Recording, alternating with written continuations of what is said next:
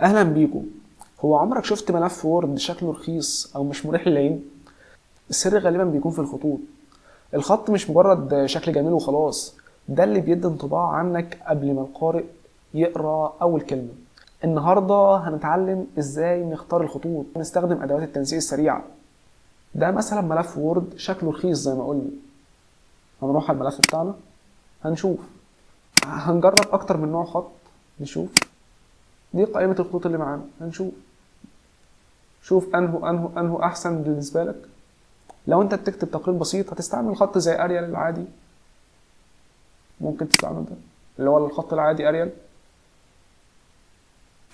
او تستعمل خط تهومة مناسب برضو للتقارير السريعة.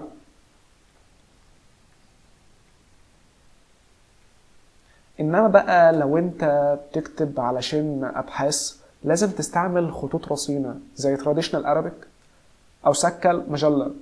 هنا هنبص عندي مش هنلاقي عندي تراديشنال ارابيك، وكذلك برضو ما عنديش سكل مجلة. هنخش على اي متصفح نكتب عليه داونلود تراديشنال ارابيك.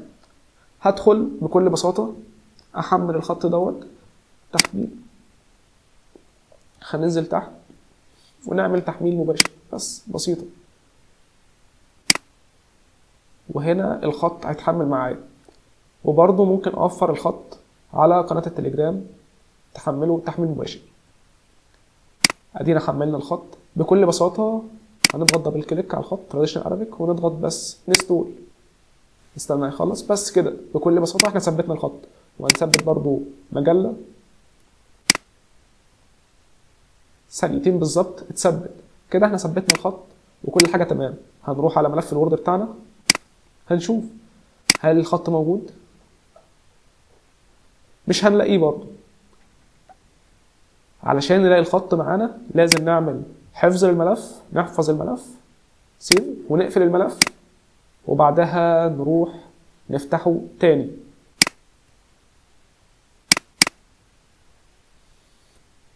دلوقتي بعد ما ثبتنا الخطوط هنروح نبحث عليها. لو انا عارف اسمه اكتبه مباشر،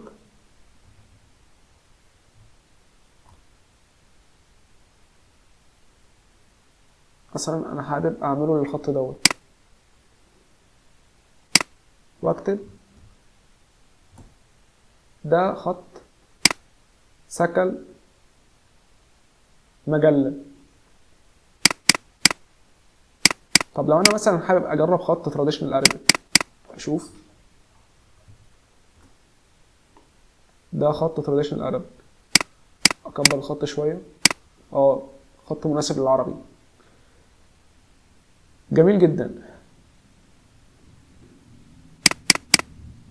وده خط تهومة مثلا عشان التقارير، او خط اريال العادي. وهنا انا بقول لك نصيحة مهمة، ان انت ما تزخرفش بزيادة، ما تعملش زخرفة بزيادة. شوف مثلا الملف دوت انا عامل فيه لعب كتير، تحس ان انت مش مستريح، شايف هنا الوان وهنا الوان وخط نوع وخط نوع. لا، ما انتش مستريح، شايف الخط ده عامل ازاي وده عامل ازاي. لا، وحد الخطوط، يعني خلي الملف بتاعك اخره نوعين من الخطوط، الا لو بتصمم دعوة الفرح، لان في المجمل الوضوح هو المهم. علشان نخلي القارئ يركز على كلمة معينة عندنا 3 طرق.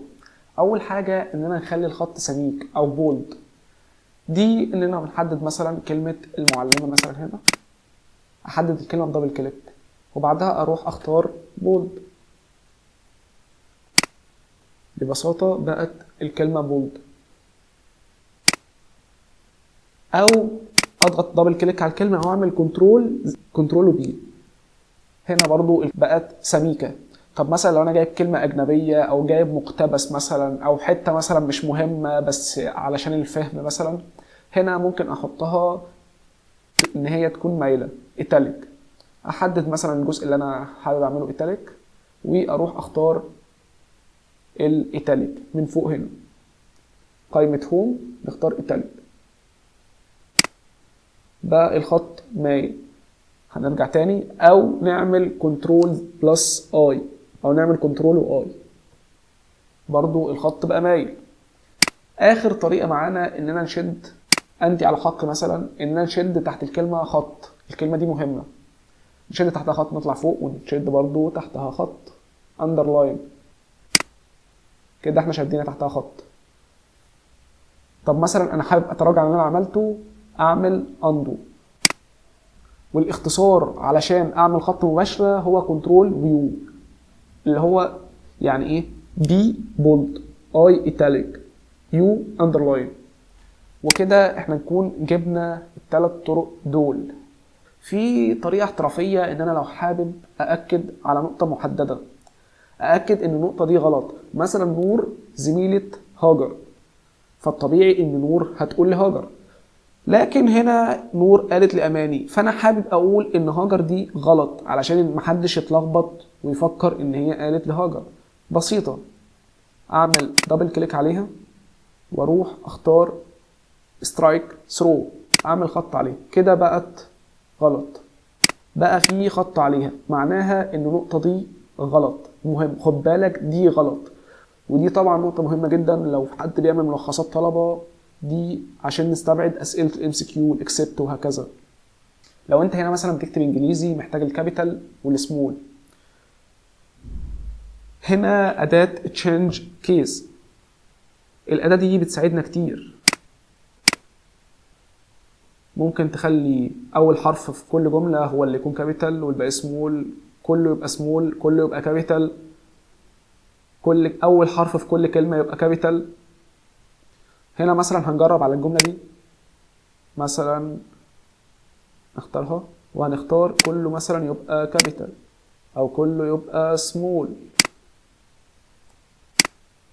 او نعكس، توجل كيس دي نعكس، وهكذا. جربهم براحتك بقى يا صديقي وتابع معايا. ولون الخط، ازاي بنحدد لون الخط؟ هنا مثلا محتاجين نغير لون الكلمة دي، نحدد مثلا كلمة دي ونختار اللون اللي احنا حابينه، مثلا حابين احمر مثلا، تاخد اللون اللي انت حابه. والهايلايت تحدد اللي هو تظليل الكلمة، تحدد مثلا كلمة انتهت ونروح نختار الهايلايت. اللون الاصفر الدراسات بتقول ان هو اكتر لون بيشد العين، فتستعمله للملاحظات المهمة جدا، فمثلا هنا هنستعمل اللون الاصفر، ده الهايلايت. جميل، تمام. طب مثلا لو انا الجزء ده مثلا عملت فيه كذا حاجة، كبرت مثلا خطه وكمان خليت الخط بولد وكمان الخط متظلل، طب انا عايز انسخ الشغل ده بسرعة لجزء تاني من غير ما اعيد من الاول، عايز مثلا انسخه ل20 عنوان تانيين. بكل بساطة هحدده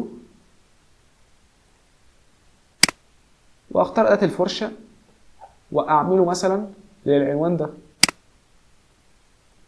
خد نفس اللون. طب مثلا لو انا محتاج انسخه ل20 عنوان من غير ما اروح اعمل كل شوية، احدد الجزء ده مثلا حابب اعمل زيه واضغط على أداة الفرشة مرتين، كده هي هتشتغل معايا كذا مرة، واكون سرعت الشغل بنسبة كبيرة جدا. الطريقة بكل بساطة، احدد الجزء اللي انا حابب انقل الصياغة بتاعته او التنسيق بتاعه، واروح اضغط على أداة الفرشة مرة واحدة لو انا هنقل التنسيق مرة واحدة، او مرتين لو انا هعمل كذا مرة، او كده مرتين، كده اعمل كذا مرة براحتي. واختار الجزء الثاني اللي انا حابب انقل له التنسيق، وزي ما قلنا ما نكررش اللون كذا مره. شايف بقى في تشتيت، يعني احنا كده ضيعنا قيمه الهايلايت اننا قررناه نستعمله للحاجات المهمه بس. وكده مبروك عليك، سرعت شغلك 200%. الخطوط دي هي واجهه شغلك، اختارها بعنايه. الحلقه الجايه هندخل في تنسيق الفقرات وازاي تخلي الكلام مرصوص زي المسطره ومريح في القراءه. طبق اللي اتعلمناه النهارده على فقرة قصيرة وجهز نفسك للحلقة ال5. سلام.